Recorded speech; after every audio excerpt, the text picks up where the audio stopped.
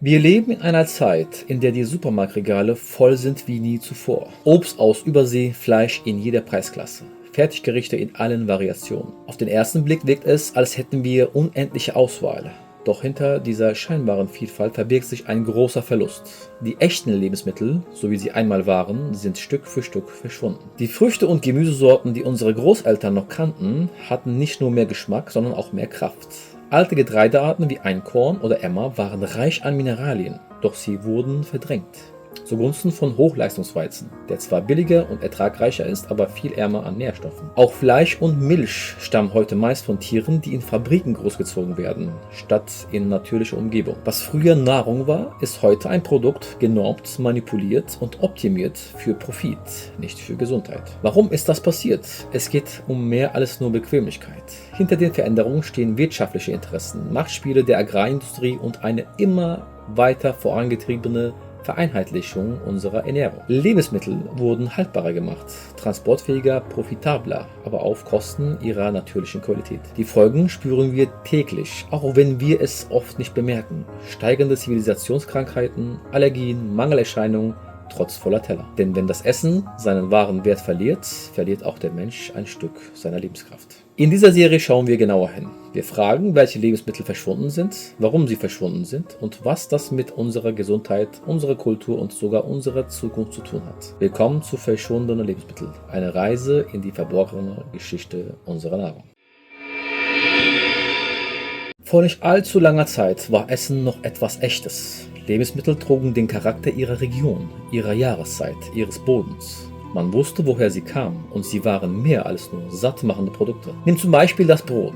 Unsere Vorfahren kannten nicht nur Weizen, wie wir ihn heute kennen, sondern eine Vielfalt an Getreiden. Einkorn, Emmer, Dinkel, Hirse. Jedes Korn hatte seinen eigenen Geschmack, seine eigene Textur, seine eigenen Nährstoffe. Einkorn etwa war reich an Eiweiß und Mineralien, Dinkel besonders aromatisch und leicht verdaulich. Heute dagegen dominiert der Hochleistungsweizen, gezüchtet für Masse, nicht für Nährwert. Oder die Äpfel. Vor 100 Jahren gab es in Deutschland über 5000 verschiedene Apfelsorten. Manche waren süß, manche herb, manche hielten den ganzen Winter. Andere waren nur für den frischen Genuss gedacht.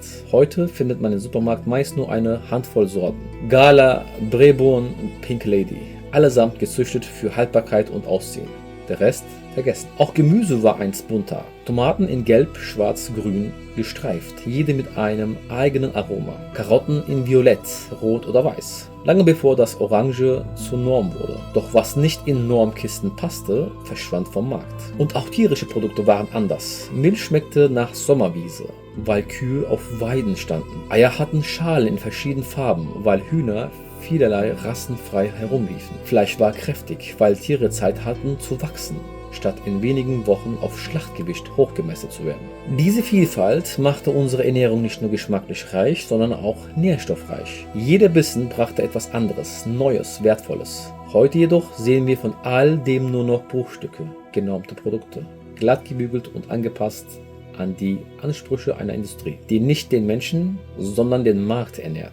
Kapitel 1 erinnert uns daran, wir hatten einmal eine Vielfalt, die so selbstverständlich war, dass wir sie kaum bemerkten. Und genau diese Selbstverständlichkeit ist es, die wir heute verloren haben. Warum sind unsere Lebensmittel heute so anders als noch vor wenigen Jahrzehnten? Die kurze Antwort: Sie wurden absichtlich verändert, angepasst an die Bedürfnisse von Industrie und Handel, nicht an die Bedürfnisse des Menschen. Ein Beispiel dafür sind Tomaten. Früher waren sie weich, saftig, voller Aroma. Doch genau das war ein Problem. Sie hielten den Transport nicht aus, wurden schnell matschig und verdarben im Regal.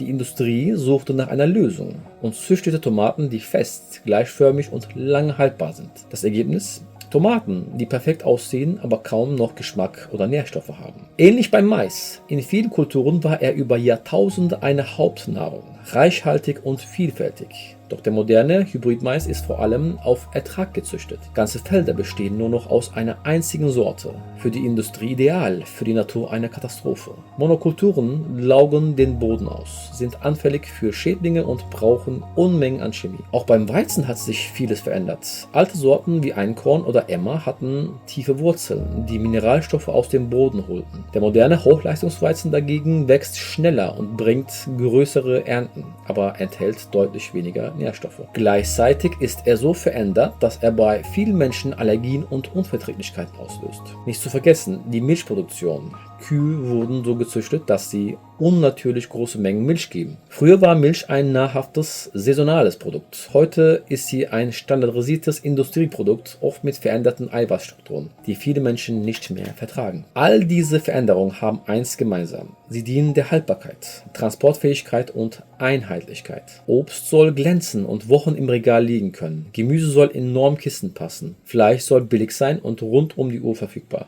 Der Preis dafür? Ein dramatischer Verlust an Nährstoffen, Geschmack und am Ende auch an Gesundheit.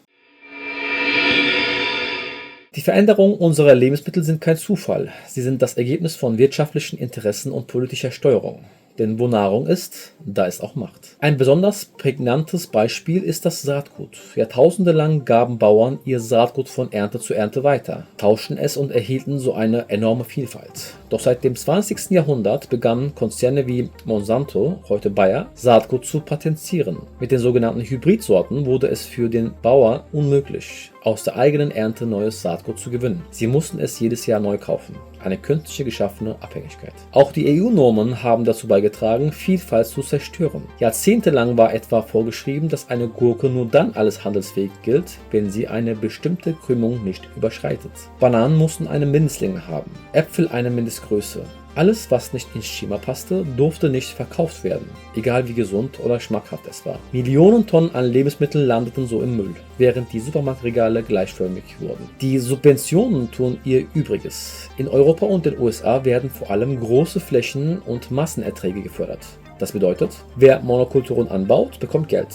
Wer Vielfalt bewährt, bleibt oft auf der Strecke. So verschwinden kleine Bauernhöfe, während Großkonzerne und industrielle Landwirtschaft immer mehr Macht gewinnen. Und nicht zuletzt spielt die Werbung eine Rolle. Konzerne investieren Milliarden, um uns glauben zu lassen, dass natürlich und gesund drinsteckt, auch wenn die Realität eine andere ist. Verpackungen mit grünen Wiesen und glücklichen Kühen lenken ab von der Tatsache, dass die Produkte aus Fabrikanlagen stammen. Das Ergebnis? Eine Handvoll Konzerne kontrolliert heute den größten Teil unserer Lebensmittelversorgung, von Saatgut über Dünger bis hin zum Supermarktregal. Vielfalt, Qualität und Regionalität haben in diesem System kaum eine Chance. Und damit verschwindet nicht nur Nahrung, sondern auch Selbstbestimmung. Denn wer unsere Lebensmittel kontrolliert, kontrolliert am Ende auch uns. Wenn unsere Nahrung ihren wahren Wert verliert, spüren wir das im Körper, und zwar jeden Tag.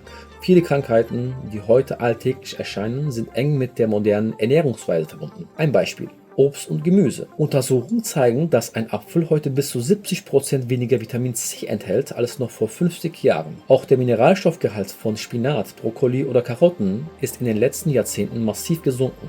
Ursache: Überzüchtung, ausgelaugte Böden und die Fixierung auf Ertrag statt Qualität. Oder Weizen. Früher galt er als wertvolles Grundnahrungsmittel, reich an Eiweiß und Ballaststoffen. Der moderne Hochleistungsweizen dagegen wurde so stark verändert, dass viele Menschen heute unter Glutenunverträglichkeit leiden. Zöliakie, die früher selten war, betrifft mittlerweile Millionen weltweit.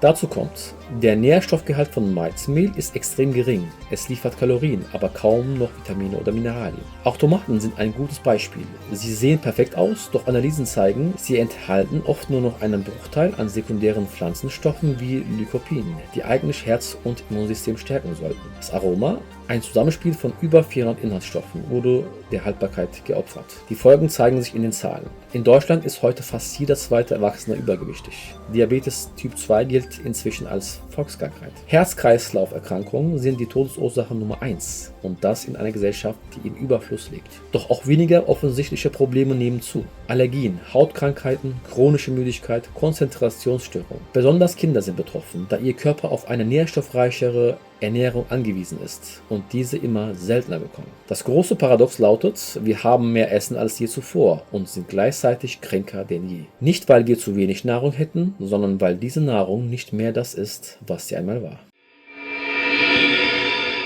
Wenn Lebensmittel verschwinden, geht es nicht nur um Geschmack und Nährstoffe, es geht auch um unsere Kultur, unsere Tradition und sogar um soziale Gerechtigkeit. Früher war Essen ein verbindendes Element. Familien sammelten sich am Tisch, Großeltern gaben Rezepte weiter, die auf Zutaten basierten, die man in der Region kannte. Heute dagegen erleben wir eine schleichende Entfremdung. Viele Kinder wissen nicht mehr, wie ein Huhn aussieht, weil Fleisch nur noch in Plastikschalen im Supermarkt liegt. Kaum jemand kennt noch die alten Sorten, aus denen man traditionelle Gerichte zubereitet. Ein Beispiel: In Deutschland gab es hunderte regionale Brotrezepte, vom Sauerteigbrot mit Roggen über Mischungen mit Hirse oder Buchweizen. Heute dominieren Industriebrote aus standardisiertem Weizenmehl, die oft schon nach einem Tag altbacken werden. Damit verschwinden nicht nur Sorten, sondern ganze kulinarische Identitäten. Auch soziale Unterschiede treten deutlicher hervor. Wer genug Geld hat, kann im Bioladen einkaufen, alte Getreidesorten probieren oder auf Bauernmärkten regionale Vielfalt entdecken. Doch für viele Menschen bleibt nur das Billigregal im Supermarkt. Produkte, die zwar satt machen, aber arm an Qualität sind. Ernährung wird damit zu einer sozialen Frage. Gesundheit für die einen, Belastung für die anderen. Die wirtschaftliche Struktur verstärkt diesen Trend. Kleine Bauernmärkte verschwinden, während große Ketten dominieren. Lokale Produzenten haben kaum eine Chance, sich gegen Dumpingpreise durchzusetzen. Ein Apfel vom lokalen Bauern kostet oft doppelt so viel wie ein Import aus Neuseeland, obwohl letztere tausende Kilometer Reise hinter sich hat. Und damit geht auch ein Stück Selbstbestimmung verloren. Denn wenn wir nicht mehr wissen, woher unser Essen kommt, wenn wir keine Wahl mehr haben, außer zwischen Produkten weniger Konzerne, dann verlieren wir die Kontrolle über das Grundlegendste, unser tägliches Brot. So sind die verschwundenen Lebensmittel nicht nur ein ökologisches oder gesundheitliches Problem, sie sind ein gesellschaftliches. Sie entscheiden darüber, wie gerecht unsere Welt ist, wie verbunden wir mit unserer Kultur bleiben und ob Essen weiterhin Menschen zusammenbringt oder sie trennt. Wenn wir heute auf unsere Teller blicken, sehen wir nur einen Bruchteil dessen, was früher selbstverständlich war.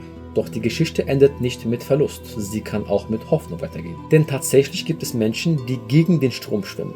Bauern, die alte Sorten wieder anbauen, Verbraucher, die bewusst nach ursprünglichen Lebensmitteln suchen, Bewegungen, die den Wert von echtem Essen zurück ins Bewusstsein holen. Ein Beispiel: alte Apfelsorten. Während im Supermarkt meist nur 5 bis 10 Sorten angeboten werden, pflegen Streuobstwiesen-Initiativen in Deutschland hunderte alte Sorten wie den Finkenwerder Herbstprinz oder den Boskop. Diese Äpfel sind nicht nur aromatischer, sondern enthalten auch mehr sekundäre Pflanzstoffe, die unsere Gesundheit stärken. Oder Getreide. Immer mehr kleine Bäckereien setzen wieder auf Emmer, Einkorn und Dinkel.